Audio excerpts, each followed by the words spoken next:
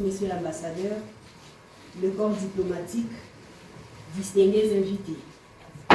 C'est avec un plaisir indescriptible et un sentiment d'avoir été honoré, moi et tous ceux qui, par moi, sont été représentés, entendez par là cette grande communauté estudiantine congolaise évoluant en Chine, que nous prenons la parole devant vous à l'occasion de cette célébration du cinquantenaire de la coopération sino-congolaise. Ainsi, nous remercions les organisateurs de ces assises pour avoir pensé à garder une place de choix en l'honneur de cette communauté, la CSFC, que j'ai le privilège de diriger depuis maintenant 4 mois. Une place, s'il faut qu'on se le dise, nous est réellement due. Je commencerai mon intervention en m'adressant aux membres de la CSFC, car la charité bien ordonnée commence par soi-même, dit-on. Tout cela dont la venue en Chine a été motivé par la quête du savoir scientifique.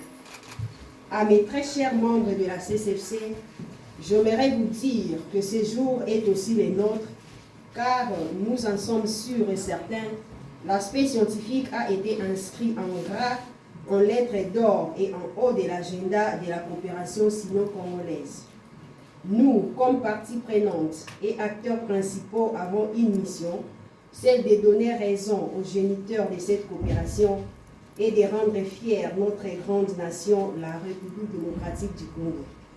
De grâce, ne rentrons pas dans nos demeures de judiciaires vides. Ce temps d'apprentissage, loin de chez nous, est à la fois une opportunité et un challenge. Mais dans les deux cas, il nous est bénéfique. De cette occasion, nous profitons de vous encourager dans toutes vos activités scientifiques, académiques. Nous en profitons pour vous dire qu'acquérir des connaissances scientifiques et bien les acquérir est une façon pour nous de remplir notre part du contrat de la coopération sino-congolaise. Aux membres du corps diplomatique en général, et en particulier à son Excellence, M.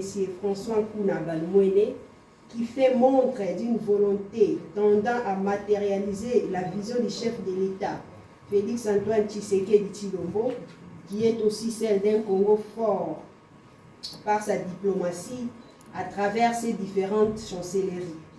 Durant ces 50 premières années de formalisation de l'amitié sino-congolaise, beaucoup de choses ont été réalisées et beaucoup reste à faire dans le sens à faire bénéficier à notre nation des avantages de cette coopération.